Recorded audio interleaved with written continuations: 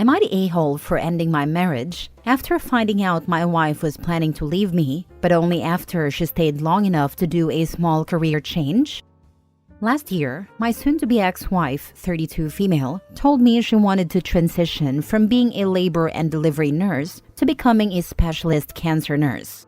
She said she planned to return to college, cut back her hours at work, and finish her training in 2 years. I was supportive, though a little surprised. She had always seemed happy with her career and our life with our 2 kids. But I know people can sometimes spontaneously feel the urge for something more or different, so it wasn't a big deal at first.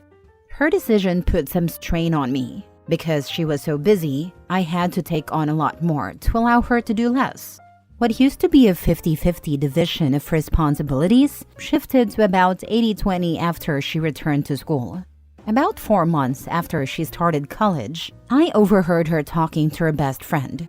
I wasn't supposed to be home for another hour, but had managed to leave early and had the kids with me. Her friend asked her how she could stay married while keeping up the pretense. My ex said that if she left me, she would never be able to make the career move because she wouldn't have the time to be a single parent while working and training for her specialty. She added that I was supporting her without realizing she wanted out of our marriage and that she planned to leave as soon as she secured her new job. Her friend told her this would all blow up in her face when I found out, and she responded that she didn't care. She said she'd screw herself over by continuing to work, even after we had kids. Otherwise, she could have left earlier and made me pay child support while she pursued her goals. When her friend left and the kids were in bed, I told her the marriage was over and that I refused to be used until she got what she wanted. She tried to say I'd misunderstood and was overreacting. She was ready for an argument, but I told her we wouldn't discuss it in front of the kids. Once they were out of the house, we had it out. She accused me of being selfish and punishing her for changing her mind about our marriage. She said that if I were a good man, I'd encourage her to quit her job and support her until she was ready to leave. In the end, I filed for divorce and moved out of the home. I wanted to fight for the house since I had lived there before we were together, but her name was on the deed, and I didn't want my kids to live in a hostile environment. They were already going through a lot, and the divorce has been difficult for them. My ex hates me, her family hates me, and my kids aren't allowed to talk about me around them. I've tried to hide how sad I am around the kids, but I fear they've picked up on it. My ex is fighting the divorce, and her family keeps telling me I'm selfish, and that I should understand a woman has the right to ensure her stability before ending a marriage. But she would have been stable without going back to college. Her job was secure, and before this, she worked enough hours to support herself and the kids on her own if she had to. She simply didn't want to continue in that job. I don't feel like I owe her that support. Maybe I'm wrong though. Now for the top comments. She has a right to leave a marriage whenever she deems fit and for whatever reason she has. But so do you. I find it interesting that her problem isn't trying to fix the marriage, but instead making you her doormat for her comfortable future. Not yours, hers. Not a-hole. There are legal rights and moral rights. She has failed morally and ethically. He needs to get as far away from her as possible. While legally she has a right to end it, it's super unethical to soak him financially before she leaves. Not the a-hole. You do not have to stay in a relationship to be used.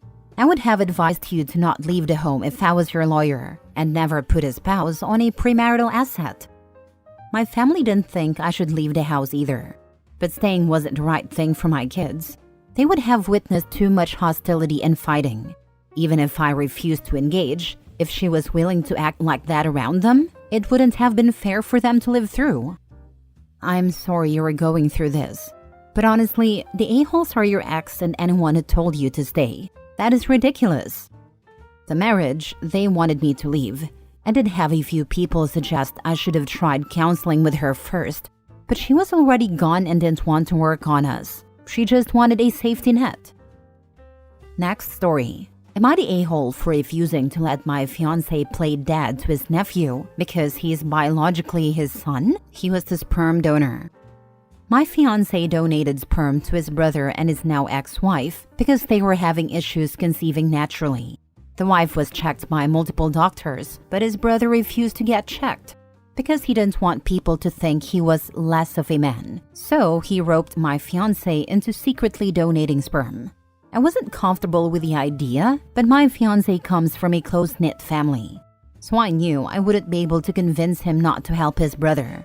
So I didn't even try. His brother was supposed to raise the child as his own, but he couldn't cope with the fact that the baby wasn't biologically his. So he divorced his wife before she even gave birth. Ever since, my fiancé has been supporting her financially because his brother left her with nothing and she doesn't work. To an extent, I was okay with this because she's probably the biggest victim in all of this. And my fiancé's brother is a huge jackass for putting her in this situation. But it did make me uncomfortable when he started buying her gifts to cheer her up or going to the doctor appointments with her.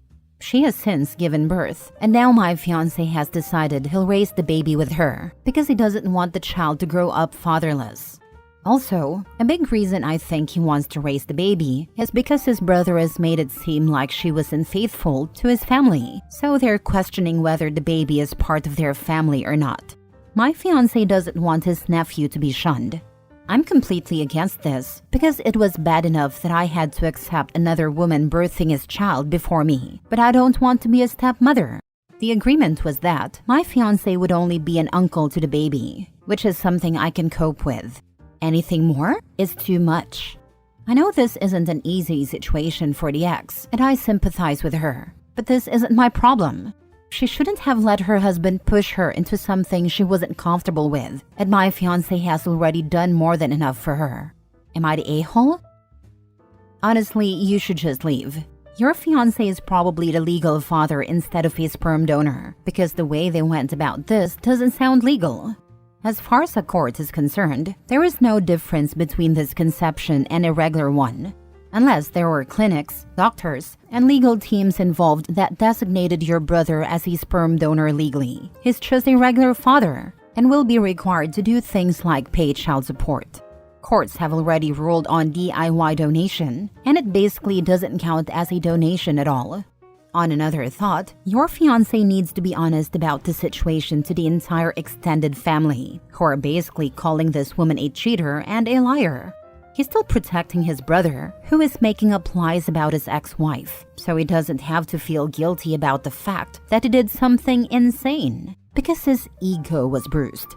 Blamed it on his wife, and then dipped out so he wouldn't have to take responsibility for his actions. The entire family should know what a piece of crap he is. They should know he is infertile with defective sperm, that he roped his brother into this insane plan, that his wife didn't cheat on him, and that he purposely impregnated her with his brother's sperm, possibly without her knowledge, and then dipped out because it wasn't his kid. Right now, my fiancé isn't the legal father, his brother is. This wasn't a DIY sperm donation. It was done officially at a clinic, but my fiancé wants to be recognized as the legal father now. Walk away. Let them become a family. It is his son, and he has feelings. He is showing his family that the boy and his mom are family. You don't want to be a stepmother? Then don't marry him. It's better to leave now before he leaves you for her. You will always be second now. He has a child. The deal has changed.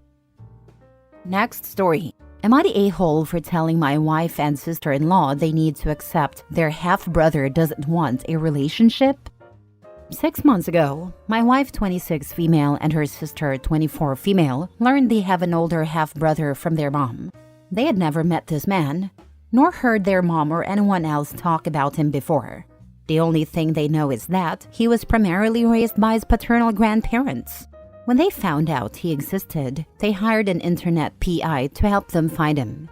The PI found his social media profiles and full name. From there, my wife and her sister made contact. There was no reply, so my sister-in-law decided she would message him once a week in case he wasn't getting the notifications. She and my wife did everything they could to convince themselves that he wasn't responding for some other reason, other than the fact that he didn't want a relationship. After a few months of this, he finally replied once, saying he wanted to be left alone and did not want a relationship or any form of contact with them. Soon after, his profiles were made private, so only his friends and followers could interact with him. My wife is pregnant with our first child right now, and some people have suggested that hormones are driving her to obsess over this. But neither she nor her sister is willing to let it go. I'm trying to be a supportive husband, but they're talking about doing things that border on stalking or harassment in an attempt to get this man to agree to a relationship. They don't understand why he would reject them when they never knew he existed. My sister-in-law showed me his reply. I didn't say this to them because I'm not sure, but it sounds to me like he did know they existed and chose to stay away. I could be wrong, of course. I suggested therapy to them, but they said a therapist wouldn't help them have a relationship with their brother. The other night, my wife and I were discussing baby names again when my wife and sister-in-law started talking about their half-brother and how he should be around when the baby is born. This then turned into a conversation about how they could find a way to get in front of him to plead for a chance. That's when I told them they were handling this badly and needed to learn to accept his no. I said they don't have to like it, and they're allowed to have their own feelings about it, but they need to accept that he has said no. I told my wife that her half-brother was occupying more of her mental space than our unborn son, and he's going to be born soon. Our lives are about to change. Sister-in-law said I wasn't being understanding enough. My wife didn't argue either way, but she looked really thoughtful, and she's been quiet since that conversation. Am I the a-hole? Not the a-hole. Sorry, but it's kind of delusional for them to say their half-brother should be there when the baby is born, at least given how things are currently going. All you did was give them a reality check. He asked them not to contact him. Any further attempts could be harassment. You don't want them messing around and ending up with a restraining order. If the half-brother ever changes his mind, he'll reach out. The ball is in his court, but he may or may not even pass it back. That's up to him. They can't force a relationship. Right? I want someone I've never met before to be there for the birth of my child. Not the a-hole. Not the a-hole. Sharing DNA does not require a relationship. They need to accept this. His family is the one who raised him and the people he built a life with, not some random people he happens to share an egg donor with. Why is this so hard for them? Last story. Am I the a-hole for oversharing to my in-laws when they called me on being a typical guy who doesn't put effort into maintaining his family relationships? My wife, 25 female, comes from a close and happy family. Both parents are really involved with their kids, who spend time with and enjoy being around one another. All the siblings get along well and are there for each other. They have family dinners regularly, are in each other's weddings as bridesmaids/groomsmen, talk almost every day, and have a very active family group chat. If someone in the family needs help, they will be there, even if it's in the middle of the night. I, 25 male, come from a very different family. None of my family came to our wedding, didn't even RSVP, and they were invited. I can't think of a single person in my family I'm close with. The rest of my family isn't close either. Once we turned 18, we were expected to leave our parents' house, and there was no support. The sibling relationships were pretty volatile. My parents don't want to hear from any of us unless we're dead, which would be hard to inform them of, but that's exactly what my dad said. My mom might have been in the hospital last year. I still don't know. I tried calling my dad, and he didn't answer. He texted me that he didn't appreciate the multiple calls. When I told him what I'd heard and asked if my mom was okay, he ignored the question. I tried texting her, but I got no reply. I only know she's alive because she left a voicemail weeks later saying she didn't want any of us thinking we could come home for Christmas. I'm not even sure I have the correct numbers for most of my siblings. Honestly, I'm not sure even a death in the family would bring us all back together. I could be an uncle right now and wouldn't have a clue. It's the way it is. We never had a close family. As kids, we were expected to entertain ourselves and deal with everything alone. No help from parents, no sibling bond. I'm the youngest, and that was my normal. My experience with my family made my wife's family seem surreal to me. I had never been around people who cared so much about each other and actually wanted to spend time together. I'm pretty sure I'd have been locked out of the house as a kid if I tried to spend any real time with my parents or siblings. I was upfront about my family situation. My wife knew everything and had been with me during the rare call with a family member. She was stunned by the total indifference and lack of care. She's never actually spoken to a single member of my family. I spend time with her family frequently, and since we got married 7 months ago, it's become pretty clear that my in-laws think I'm just one of those can't be bothered to make the effort with family type of guys. My wife always has my back, and whenever a comment is made about it, she always speaks up. I've told her family before that we just weren't close. A couple of weeks ago, we met for a big family dinner, and my mother-in-law made a comment that if I picked up the phone and talked to my family, I'd be closer to them. My wife told her it's not that simple, and that my family just isn't interested. Both her parents responded with something like, maybe they're tired of chasing after their kids. My wife said they shouldn't blame me when we've already explained it. They said they simply couldn't buy that an entire family cares so little for one another. At that point, I went into exactly how it had been growing up. The expectation to move out at 18 and never come back to our parents. I read a few texts I had from family members and even explained a situation with my mom possibly being in the hospital. I showed them my phone and everything. I told them that's the reality of my family. That's just how mine are. And while I appreciate that they have a close family and can't imagine it, they don't get to put all of that on me. My wife agreed with me and told them she hoped it would be the last time this was ever mentioned. But her family felt like I overshared and made the dinner awkward. Maybe I did go a little over the top with it. Am I the a-hole? Now for the comments. You made things awkward? Oh no, those were the consequences of their crappy behavior by prying into something that's already been explained to them. Maybe next time they'll stay in their lane? Not the a-hole. Maybe, hopefully. I think they had their eyes opened if nothing else. How are they all adults and not understand that some families are just toxic and dysfunctional? They are either, as a whole, very sheltered or just willfully blind. I'm glad to hear that your wife stands up for you though, and I wouldn't worry about what your in-laws think. They wouldn't have had to hear about it if they had just used their manners and let it go. Not the a-hole.